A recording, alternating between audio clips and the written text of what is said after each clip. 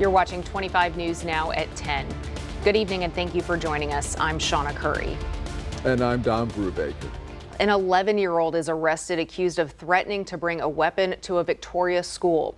Victoria County Sheriff's Office school resource officers were notified of the verbal threat this afternoon by a Patty Welder Middle School student. After investigating, the student was arrested for terroristic threat and taken to the Juvenile Detention Center. No weapon was found. Kevin Garza would have been 20 now. Known for his goofy personality, love of breakdancing, and bright smile, he dreamed of becoming a police officer and looked up to pro wrestling superstar John Cena. But on September 27, 2016, Kevin was killed in a hit and run while walking to school in Bloomington. The driver has never been found. His family keeps his memory alive, his mom through a store called Kevin's Closet, and his grandmother standing on Rio Grande every year, holding a sign that reads, "Justice for Kevin." As a grandmother, I do it because I loved Kevin so much, and family is everything. And I know that Kevin would be doing something like this for us if anything would have happened to us. We cannot give up. We got to keep going. And Kevin always said, never give up. His favorite WWE fighter was always saying that, never give up. 9 years later, Kevin's family is still praying for justice, keeping his memory alive through the love and kindness he shared. Texas DPS says there are no new updates in the case, but they're asking anyone with information to call 210-531-2280. A major breakthrough in one of Texas's most notorious crimes, the 1991 yogurt shop murders in Austin. DNA evidence has now linked a man who died decades ago, Robert Eugene Brashers, to the killing of 4 teenage girls at the I Can't Believe It's yogurt store. Authorities say the case remains open and a news conference is scheduled Monday to share details. Brashers had already been tied to multiple murders in other states before his death in 1999. Austin police say their team never gave up, working through false leads, old confessions, and damaged evidence to finally connect him to this horrific crime. A railroad crossing in Bloomington is closing for repairs. Starting Friday, October 3rd, the railroad crossing on Highway 185 South will be shut down each night from 7 p.m. to 5 a.m. The work wraps up early Monday morning, October 6th. Crews will be out fixing up the crossing and adding concrete blocks to make it safer and longer lasting. If that's part of your route, plan ahead. Take it slow near the area and maybe find a detour for those nighttime hours. A Cuero family is rebuilding after fire destroyed their home. It happened Thursday night on Old Cheapside Road. Crews from multiple departments were on scene for several hours. Officials say the cause of the fire is unknown at this time. We are told the family of 4 is in good spirits and is getting assistance with hotel rooms, clothing, and food from local churches and organizations. Victoria County Commissioners Court on Monday will consider issuing $35 million in new debt through certificates of obligation. $15 million will be for the ICU expansion project at Citizens Medical Center to be repaid by the hospital. $20 million would be for county improvements. Unlike general obligation bonds, certificates of obligation can be issued without voter approval unless 5% of qualified voters within the jurisdiction petition for an election on the spending in question. Judge Dan Gilliam is seeking re-election in the Republican nomination for County Court at Law Number 2. Gilliam has served as a judge in Victoria County for 15 years. His interest in the community stems from constantly improving the safety of children throughout the state and within the juvenile justice system. Gilliam oversees issues such as DWI court and takes part in the advisory committee for the building of Hope Ranch, which helps people who struggle with addiction. Me, you know what you get. I mean, I think that my track record speaks for itself. I feel like I treat people with respect, and that from me they get a well-reasoned and educated decision that considers the facts and the evidence, or facts and the law. The primary election will be on March 3rd, 2026. Senator John Cornyn on Wednesday unveiled endorsements from 15 former Texas Republican members of Congress in his primary against Attorney General Ken Paxton. To read this full Texas Tribune article, come to crossroadstoday.com. Looks like we had nice weather for football tonight for everyone to enjoy, and heading into the weekend, really no excuse not to get outside. Unless Jacob Lozano has an excuse. I don't have an excuse, but I did go to the Victoria West game, and it was quite nice outside, I'll say that. Clear skies, cooler weather. We got a little bit of a southeasterly wind that's just been rolling in now here over the past few minutes here, but the high pressure is still lingering over us here in Texas, as well as that frontal system that is pushed down south. But we're actually watching this low pressure system that's kind of, we've got some mid-upper level winds that are going to kind of help steer some of that moisture out, so the cloud cover will build up. But when that low pressure decides to move out towards the Four Corners states, we're going to get a little trough with that system, but it's not really looking like it's going to be a rainmaker for us. It's actually just going to reinstate that northerly wind. But temperatures were 90 degrees. That was the high for today. 89 is around average for this time of the year. So we're just around average right now, and it is quite nice for the weekend. So it's kind of lacking in an excuse to go walk the dog. I'm sure the dog is sleeping right now, just dreaming about going on a walk this morning. So here's what you can look forward to. Kind of avoid the afternoon time because temperatures will be a little bit warmer, and typically the asphalt's a little bit hotter. So morning time is the best time to walk your dog. Don? All right, thank you, Jacob. A Hays County judge today ruled that a fired Texas State University professor will be reinstated to his job while his lawsuit against the school proceeds. A temporary restraining order will let Dr. Thomas Alter continue teaching at Texas State. Alter spoke at a socialist group's virtual conference, and the comments he made there went viral online. On September 10th, Texas State President Kelly Damphousse announced that Alter had been fired. Alter filed his lawsuit less than a week later. The Texas A&M University System Board of Regents authorized a settlement with the university's former president. Details of the agreement with Mark Welsh, who resigned as leader of the flagship university on September 19th, will not be revealed until it is finalized. The vote follows weeks of turbulence at Texas A&M. Welsh stepped down while facing increasing pressure after more than 2 years in the role. Immigrations and Customs Enforcement officers arrested a public school superintendent in Iowa. According to ICE, Ian Roberts was in the U.S. illegally and a criminal with prior weapons charges and was in possession of a loaded handgun at the time of his arrest. Roberts has existing weapon possession charges from February 2020. ICE said Robertson is from Guyana and working as the superintendent of Des Moines Public Schools with a final order of removal and no work authorization. Roberts is accused of entering the U.S. in 1999 as a student, or on a student visa rather, and was given a final order of removal by an immigration judge in May 2024. The Supreme Court could take up birthright citizenship again this year. The Trump administration asked justices to review the constitutionality of his executive order to end it. The 14th Amendment currently grants citizenship to anyone born in the U.S., but officials argue the policy is mistaken and affects hundreds of thousands of unqualified people. The issue was first before the court in June over procedural matters, but as of today, it has not appeared on the docket for a full review. Knowing your neighbors can help reduce crime. That's the idea behind National Night Out. This year, Victoria is celebrating National Night Out on Tuesday, October 7th with block parties around town. It's a chance to meet your neighbors and the police officers and first responders who help keep our community safe. Officer John Turner with Victoria Police says building these positive connections is a simple but powerful step in preventing crime. One of the most effective crime prevention tools available are simply neighbors looking out for each other. And that's what we want to do, get the neighbors out to meet each other.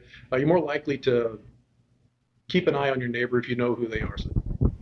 The National Night Out kickoff party is tomorrow night from 5 to 8 p.m. at De Leon Plaza in downtown Victoria. If you're interested in registering a National Night Out party for your neighborhood on October 7th, visit the Victoria Police Department website.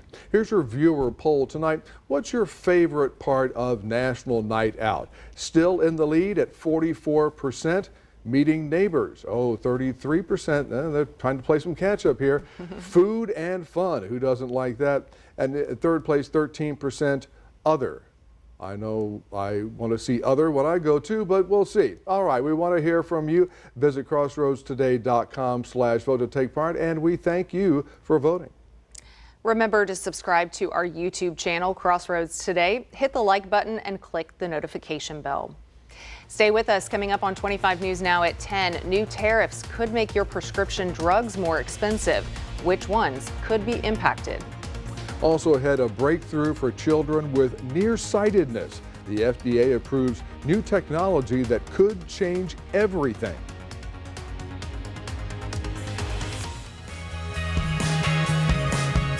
Here's a look at what you can expect on Community Crossroads. We hear from the Victoria Fire Department, Nazareth Academy, Discover Victoria, and we learn about a reunion in Bloomington. Well, it's an all-class reunion, so anyone that's ever graduated from Bloomington is welcome to be there. Right now, I do know we're going to have someone from the class of 1950 there, Wow. which was the first graduating class in Bloomington.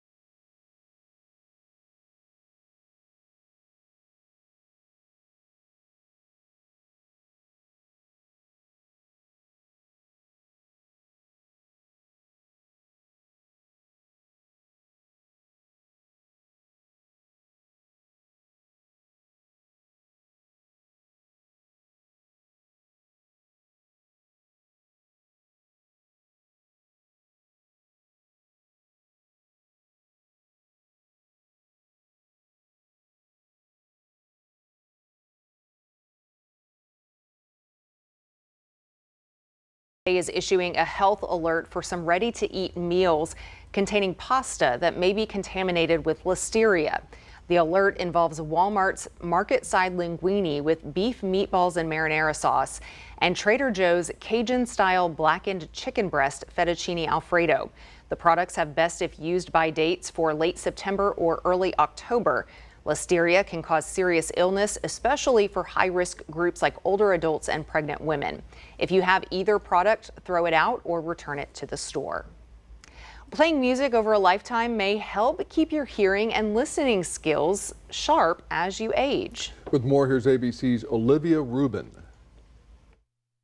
People who play musical instruments are often exposed to a lot of sound, but a study published in PLOS Biology suggests that senior musicians may have better hearing than others. When listening in noisy places, older musicians appear to use their brains more efficiently, and they didn't have to work as hard to understand speech. Of course, that doesn't mean you should deliberately stand next to a blaring trumpet or someone banging on the drums for hours on end. If you play or perform music regularly, take extra steps to protect your hearing, like using musician-grade earplugs and taking breaks from the noise. You can also download a phone app to monitor noise levels and let you know if your decibel levels stay too high for too long. And whether or not you jam with a band, it's a good idea to get your hearing checked on a regular basis as you get older. With this Medical Minute, I'm Olivia Rubin. There's a new tool on the way to help children with nearsightedness. Thursday, the U.S. Food and Drug Administration announced it is authorizing the sale of special lenses that can correct vision and slow the progression of myopia. The eyeglass lenses can be worn by children as young as 6. Clinical data shows the lenses can slow eye growth that leads to worsening sight by up to 71%. Doctors call it a major step beyond the contact lenses that are now on the market. The company says its lenses are expected to be available at eye clinics across the U.S. in the coming weeks. A new massive tariff on some imported drugs will take effect starting next month. On Thursday, President Trump announced brand name or patented drugs will be subject to a 100% tariff. The tariff will not apply to drug makers who are building manufacturing plants in the United States. Trump is using tariffs as a way to pressure drug manufacturers to ramp up production in the U.S. and to strengthen the supply chain for essential medicines. The president did not mention levying tariffs on generic pharmaceutical imports. It is World FTD Awareness Week. Frontotemporal dementia is a progressive brain disease that affects thousands of families, attacking cells that control speech, movement, and thinking. Actor Bruce Willis's diagnosis has brought new attention to the condition. For Sean and Lisa Durbin, the journey began when Sean struggled to finish sentences. Doctors first suspected a sleep disorder, but testing later confirmed FTD. There is no cure yet, but experts say early diagnosis helps families prepare, and stories like Willis's help others feel less alone. Well, it is a dream come true for people who love Barbie, thanks to a San Antonio woman who turned a house into a Barbie dream house Airbnb. Danny Hermosillo takes us inside the dream house. When you walk into the Pink Valley Paradise Airbnb, you are most definitely stepping into Barbie's world. This is what we call the Barbie core room. Everywhere you turn, there's pink. Pink bedrooms, pink skating rink. In fact, everything around the kitchen sink is pink. Every appliance in here is pink. This life-size Barbie's dream house is a dream come true for Mandy Taylor. She's been hosting Airbnbs for quite a while, but she felt it was time for one where people can channel their inner Barbie. I wanted to be able to gear to a certain audience, which was women, of course. And bachelorette parties are always happening. We always got little girls that love Barbie. Even older women love Barbie. Like countless little girls growing up, Barbie had a special place in Mandy's life. I loved Barbie growing up, dress up all the time. I was around a lot of girls who loved Barbie and just generally loved the color pink. Mandy realized that many women like her never outgrew Barbie. In fact, they were looking for a place to reconnect with her. The Pink Valley Paradise Airbnb is the perfect place for that. It features 6 bedrooms, 23 beds, a movie theater, and a luxurious backyard straight out of Malibu. And of course, it's not a true Barbie experience unless you play dress up. A lot of the women, they just let loose. They get dressed up in all of the clothes that we offer. And they'll run around here in the Barbie dresses, all the Barbie clothes. Yeah, it brings a lot out in the women and the little girls especially. Now, being Barbie's dream house, I had to channel my inner Ken and dress the part. And surprisingly, Mandy says a lot of guys do come to visit, as long as they remember that it is Barbie's world. We have gotten a lot of men come in here with their wives, with their girlfriends or sisters, and they dress up right along with them. They fit in just fine. I mean, they love it. There's no shortage of good times in this Pink Palace. It's a place where people come to relive fond memories and create new ones. There was one guest that I had. She grew up in poverty, so she had been saving for this house. She was wanting to book this house for quite some time, so she saved up for months for her daughter to have her, I believe, her 13th birthday here. The daughter cried, the mom cried. I mean, I get a lot of tears, but that was one amazing story that I was able to provide a dream for the mother and the daughter. And after all, isn't that what Barbie is all about? So when you come here, you're going to feel in a Barbie dreamland. You are going to always feel in character here, and that's what we wanted. By the way, booking Barbie's dream house will cost you up to $600 a night. Yeah, but Taylor says the price is often split among a group of friends who rent it for a slumber party or some sort of celebration. Howdy, folks. It's opening day for the 2025 State Fair of Texas. Fairgoers were greeted by everyone's favorite cowboy, Big Tex, as they made their way into Fair Park today. From rides to fair food to the State Fair Rodeo, it's all available from now through Sunday, October. Oh, look at that. Sunday, October 19th. Definitely perfect weather for that. But we're going to be talking about the tropics when we come back.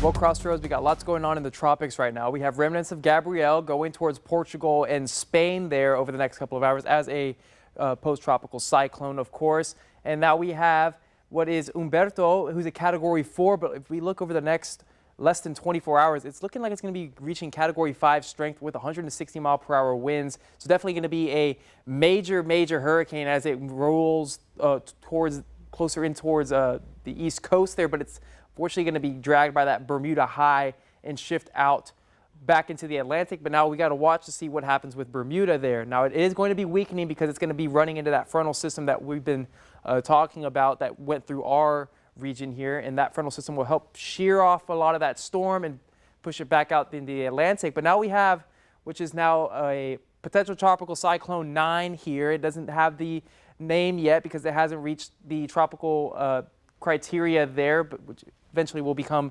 Humberto, right? Or excuse me, Imelda there. But it's looking like it might be Category 1 strength. I know this is a little bit more of an uncertainty right here because it's got to meet with a frontal system at some point to push it back out. But it's looking like Category 1 status right around the South Carolina coast there for them. But we also are looking out in the Pacific. We have Narda there that is going to be running into a lot more wind shear from the high pressure, and it's going to kind of choke out the remnants of it here as it's starting to see some weakening there within that Category 1 strength there. But for us right now, we have low pressure out west. That's what kind of helped bring that frontal system. But we're actually going to be watching right here for this low pressure system, as well as an increase in our high pressure here, which will return, which will bring back some warmer conditions, unfortunately, here for the weekend. But with that northerly wind, it'll kind of still keep us on the drier side. Low pressure is going to continue moving out to the Four Corners states there, as well as high pressure increasing for us. But this low pressure is going to bring in a little trough here that'll reinstate those northerly winds as it pushes back out towards the northeast there, moving out towards Missouri. And that, like I said, it'll bring back some drier air for us, keep us away from the moisture from the Gulf there, which is quite fortunately really good. But we're also going to be watching for this low pressure out here for next weekend to see maybe we get another little frontal system associated with that. It's a pretty big system. But with that trough, though, it's going to be bringing in a little bit of cloud cover here coming into Monday and Tuesday here. But we can already start to see there's the line right there. Cloud cover picks up there Tuesday morning.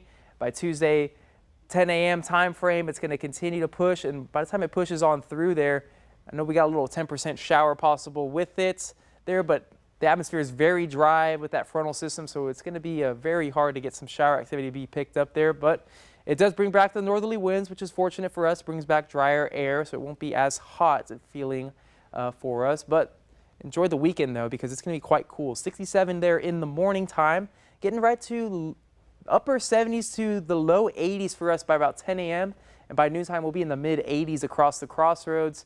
And I think we're going to be right around 90 degrees for us here for our high temperature for Saturday. But starts all over again here on Sunday. It's going to be even cooler. We could see some 50s up north there around the Hallettsville area and along the I-10 corridor. The temperatures will once again be touching right around that 90-degree mark. But I did mention it is going to be still relatively warm. But this is about average for this time of the year. 89 degrees is pretty average For your daily planner, though, mostly sunny skies for Victoria as well as Cuero and Port Lavaca, getting to 91 degrees with northeasterly winds still flowing out from the north. But the next 7 days, we do have lots of sunshine, a little bit of cooler weather in the mornings, but still going to be in the low 90s. Now, don't forget to scan the QR code for more news, weather, and sports. And speaking of that weather, Max, I was impressed with the weather today at West. I don't know if you were impressed with the game or not. Yeah, you know, I mean, we had some great weather for football right there, J-Lo, and I think it's going to be huge to watch. So we've got 2 final scores we're going to talk about here for Week 5 action here at Crossroads Football Live. I'll tell you that coming up next in sports.